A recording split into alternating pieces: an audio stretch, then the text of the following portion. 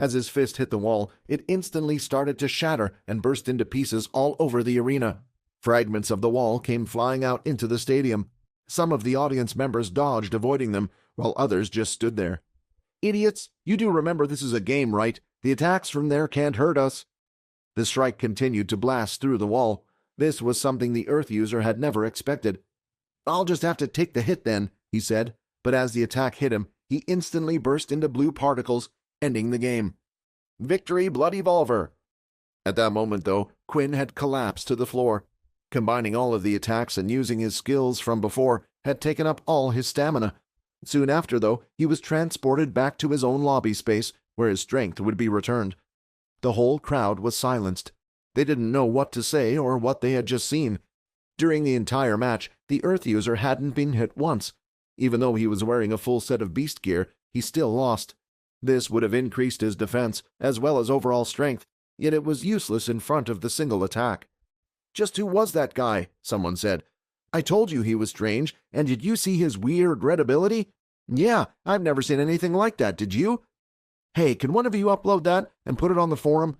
Maybe an original has managed to get their ability in the game somehow." While the others were excited and chatting away, Nate's whole body was shaking. He had goosebumps and shivers running all over his body after seeing the last attack. That attack, it wasn't the same one he used against me. It looked the same, but was different. He knew that if he had taken that attack head-on, like he did the hammer strike last time, half of his health wouldn't have gone down. It would have been the whole thing, and he would have been just as dead as the user in front of him. "So, you really did get stronger. Well, I will just have to get stronger then." Back inside the lobby, all of his stat points had been returned, so Quinn was no longer on the floor gasping for air like he had just sprinted a whole marathon. "The Blood Hammer Strike skill took up a lot more stamina than I thought." Although he had performed the Blood Hammer skill several times in the lobby, while in the lobby, the game did not take away any of his strength. Only during matches would his normal stats be used, and it was the first time he had used Hammer Strike in a game. But a smile was suddenly on Quinn's face.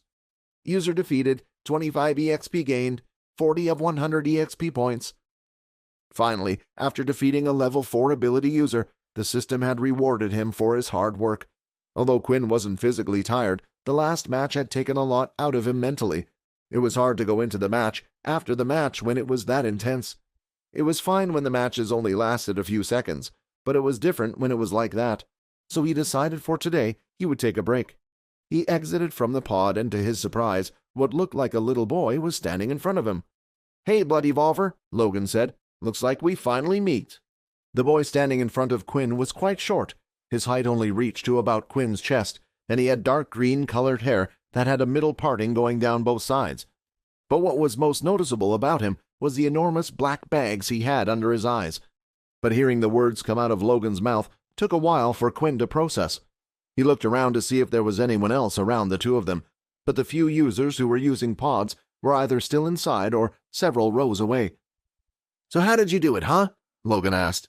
He immediately walked past and shoved Quinn to the side and started inspecting the pod he was just using. He placed his hand on top of the machine and closed his eyes. "Doesn't look like any modifications have been made to the pod. Then how?" Logan mumbled. Then, when looking at Quinn, he spotted that his watch had the number 1 displayed. "What?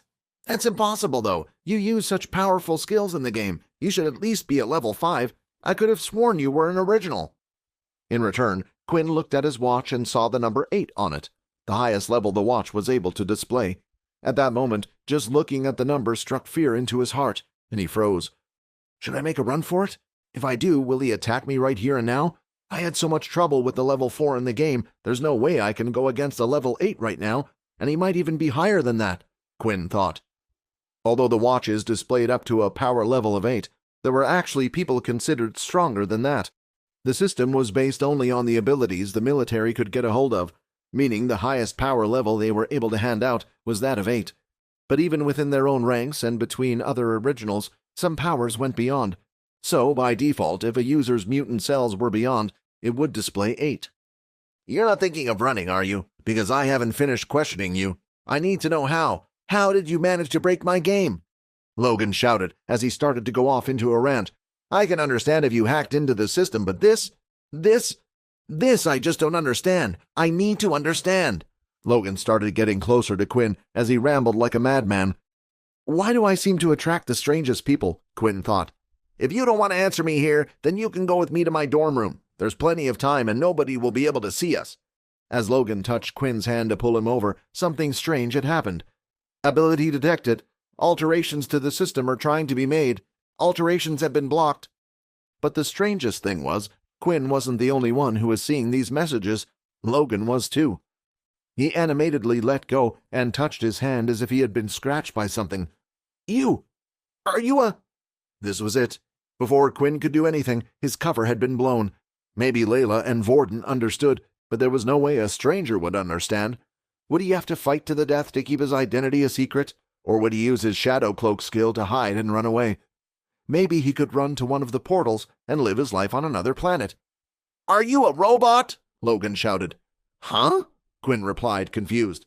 You have a system. My ability confirmed it. For the first time as well, I was rejected by a computer. You must be a robot with a powerful master, an ability that goes above mine. Did Richard Eno create you? That would also explain the game. My system and the level 1 on your watch. A robot can't have any MC points, and those attacks must be programmed into your artificial brain. Looking at little Logan now, he just seemed like an excited little kid. He didn't seem threatening at all, but this did put Quinn in an awkward situation. Logan now knew he had some type of system, and somehow he confirmed it with his ability. Was it better off telling him the truth, or coming up with some other type of lie? Quinn thought hard, but he could come up with nothing that would explain why he could use certain abilities in the game without revealing everything. He took a deep breath. I'm not a robot, but for some reason one day I woke up and had this system ability. Maybe it was a gift from a god, who knows. The skills you saw are some of the things I can do, Quinn replied. Is it an ability similar to mine then? I wonder who did this to you. Maybe they turned you into an android. Android technology has come a long way, but the use of AI systems inserted into their brain was banned. They were afraid that an ability user may come along who could take control of them all and use it against the army. But this is the first time I have seen an android as powerful as yourself. Quinn looked at Logan, who now wouldn't stop staring at him. Then a thought came to his mind. He had been looking for someone who would be able to help him out with the watch. It was clear that Logan knew a lot about machinery, and something like changing the number displayed on the watch would be easy for him. Can you keep this a secret? Quinn replied. Maybe the two of us can work together, perhaps find who did this to me. There are a few things I need help with. Logan was genuinely fascinated by this ability.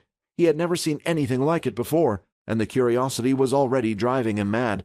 Maybe it was even an original who was able to pass on his ability like a computer system rather than training the person.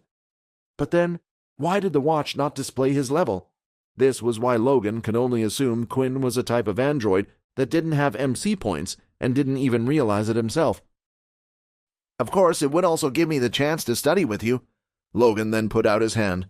The name is Logan. Quinn, he replied, as the two shook hands. Ability detected. Alterations to the system are trying to be made. Alterations have been blocked. Logan then pulled his hand away again, almost immediately. That does not feel good. Maybe we should avoid touching each other for now? Agreed, Quinn laughed nervously.